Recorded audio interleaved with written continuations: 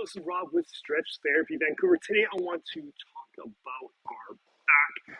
A lot of my clients come in, number of reasons they come with back pain. Now, majority of back pain is dependent on the position of our hips. We ever have our hips rotated forward into what's called an anterior pelvic tilt, where our low back muscles shorten and are prone to spasm, or our pelvis is rotated back, which strains the low back. Now, I see a lot of recommendations for stretches online, but it's all going to be dependent on what position your hips are in. If your hips are in a certain position and you go into a stretch, it could make that worse, just reinforcing that pattern. So we want to think about the opposite position than what you're in. Obviously, our stretches will help unlock the hips so you can stabilize in neutral. Now, if you're able to stabilize your hips in neutral, then you can go into both positions for the back and you're fine. Now, most likely, if you're stabilizing your back in neutral, you're not having any back pain. You're probably not watching this video on how to improve on that. But let's think about our back. I'm actually going to do a little bit of limbering for our back, and then we're going to talk more about what stretch to do depending on the position of the hips. And since we're talking about that now, let's talk about the position of the hips. Now, if our hips are rotated forward, like we're pouring a cup of water forward, what happens to our low back? The low back muscles shorten. The low back arches, and these muscles shorten. Now, on the flip side, if we rotate our hips back, what happens to our low back? Our low back muscles are strained, and the curvature of the spine now goes forward. We want to be able to stabilize in neutral, not all the way forward, not all the way back, but in the middle. We want that position for all of our joints. So we have to think about what position we are when we're at work, we're at home, how we spend the majority of our time. So the first step is being aware of what position our hips are in. So to help with that, let's lay on our back. Of course, you're welcome to use a mat. We're going to lay on our back, and we're going to think about our hips. We're going to rotate the hips forward. That's going to increase the arch to the low back. We're going to rotate the hips back. That's going to push our low back flat to the wall. So we're rotating the hips forward and back, just to identify, okay, what position is more challenging?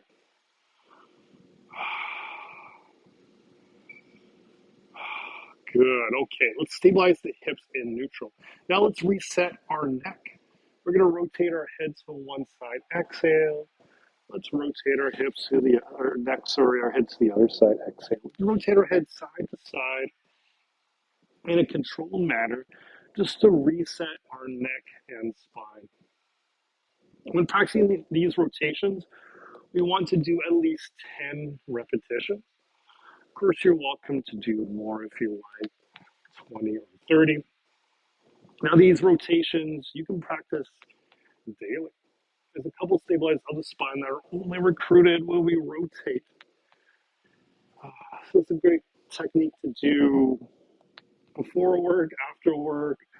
I'll do this even as a warm-up to work out. Or for my clients that come in that have been working all day, just to help reset their head and neck. Okay, let's relax our head to neutral. Let's think about our hips and low back. Again, we want to reset to neutral. So I'm bending my knees, my heels are to the floor, and I'm rotating my knees to one side like windshield wipers. Now we're keeping our shoulders to the floor. We're rotating to the other side. We're going side to side in a controlled manner. And just like our head and neck, we want to practice at least 10 rotations, but you're welcome to practice more. You can do this in bed when you wake up, before you go to sleep. Again, you can do this as a warm-up before maybe you go for a walk, or you've been driving for hours to get to the mountain. So good, just to reset. Good. Let's practice 2 more. 1 and a 2. Good. Now let's think about our mid-spine, thoracic spine. So I'm going to roll on over. Now we're going to place our knees to the floor, to the mat, one elbow to the floor, other hand to the low back. Now we have any shoulder issues that we can't bring our hand to the low back. That's okay. Just kind of bring the hand to the side. Whatever feels comfortable. Now think about rotating and stacking this shoulder over the bottom shoulder. So we're going all the way up and down. So it's going up and down in a controlled manner. Just to reset our mid-spine, thoracic spine. And we're not letting our hips shift like we're winding up for a golf swing. We want to focus the rotation to our mid-back thoracic spine. Now, once we've done about 10 repetitions, we can bring that hand down and try the same thing other side. So other elbow to the floor, to the mat, other hand to the side or to the low back, whatever's available on that shoulder. We're trying to stack that shoulder over the other one. Now, one side might be tighter than the other. That's okay. You can always go back to a tight side.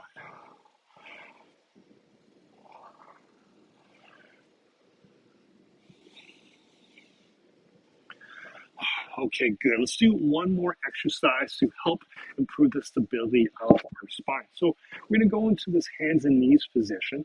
Now we want to find neutral hips. So again, we don't want an excessive arch to the low back. We don't want to be in this position either. So we can kind of go in opposite directions just to warm up the spine. And then let's stabilize in the middle. Okay, let's think about increasing the strength of these stabilizers. So we're going to point with one hand and then with the opposite leg. These are called bird dogs. So I'm going side to side to help increase the stability of the spine. Now, what we don't want to happen, we don't want the back to arch. We don't want to be going to this position. So we're thinking about stabilizing, trying to maintain that neutral position of the spine. Range of motion will increase over time.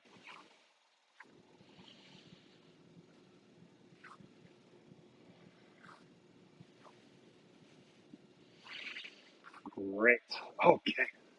And I'll often use that bird dog technique as a warm up before I work out as well. Okay, so now we're going to think about some stretches for the spine. Now it's going to be dependent on what position we are naturally with our hips. If our hips are rotated forward and our low back is naturally arched and prone to shortness and prone to muscle spasms, we don't want to reinforce that. We want to do the opposite. We want to rotate the hips back to stretch out the spine. Now, vice versa, if our hips are back and our spine is overstretched, we're experiencing pain, we don't want to reinforce that. You're already good at that. We want to do the opposite. We actually want to arch the low back. So if naturally we're in this slouch position, the stretch for that is to go into a passive back bend. Now, a few years ago, I saw in some fitness magazine the best stretch that no one ever does, and it's going to be dependent. If your hips are already rotated forward and you're prone to low back shortness, you do not want to do this. So I'll demonstrate this position for those who have either neutral hip and neutral back, or we're in this position where we're overstretched. We actually need to shorten these muscles. So to do that, we're going to go into a passive back bend. So we can use some pillows. I have a yoga bolster here. We're going to place that to the low back. And from here, we're going to support our head and bring that all the way down. So now I'm stretching these tight muscles here that are flexing the spine and causing me to slouch in that position.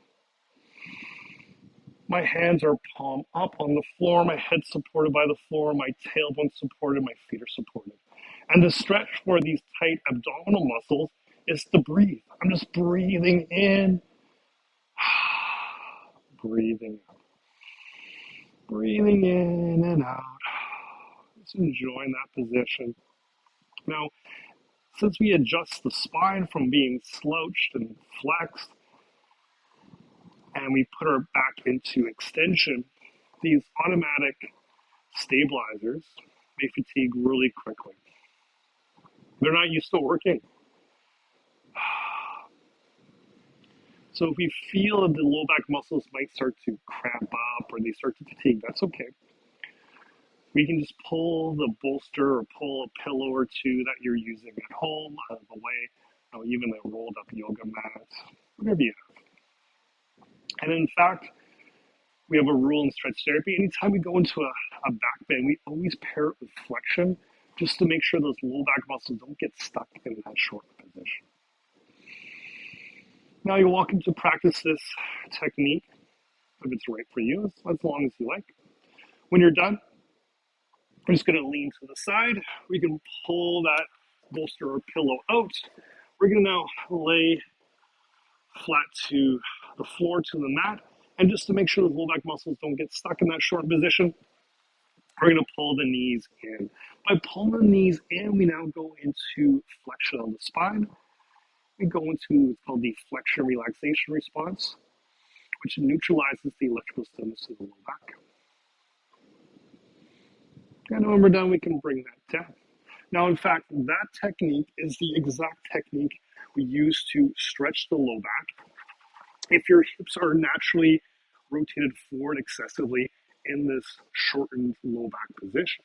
So if naturally we're in this position, the stretch is what I just demonstrated. I want to go into that flexion relaxation response. So you can lay on your back. We're pulling the knees in, and we're just enjoying that position. It's going to stretch the low back. Now, another version of that flexion relaxation spot is the child's pose in yoga. Now, generally when we go into the child's pose, we're kneeling, we're bringing our ribs forward to our knees, and then we bring the arms forward.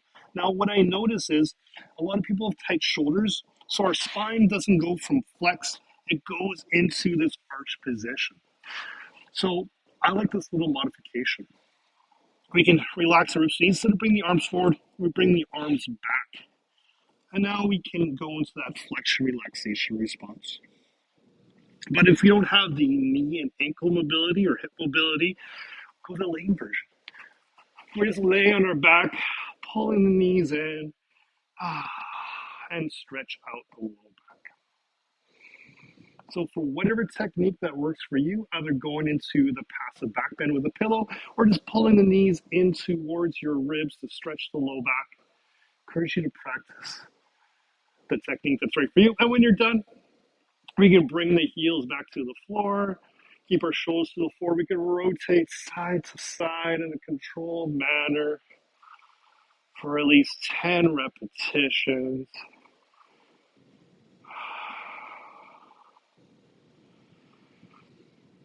Make sure to keep the shoulders to the floor. Start turning onto the side. From there, we can slide the legs forward. Then we can rotate our head side to side in a controlled manner to reset the head and neck.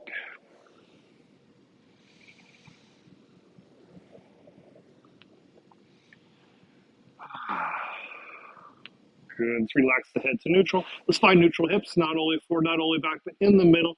Let's support that with our spine, breathing in. And a big long exhale out. I hope that helps. If you need any help releasing those tight muscles that are locking in your hips in that particular position, please let me know. Classes are available plus one-on-one sessions. Have an amazing day. See you next time.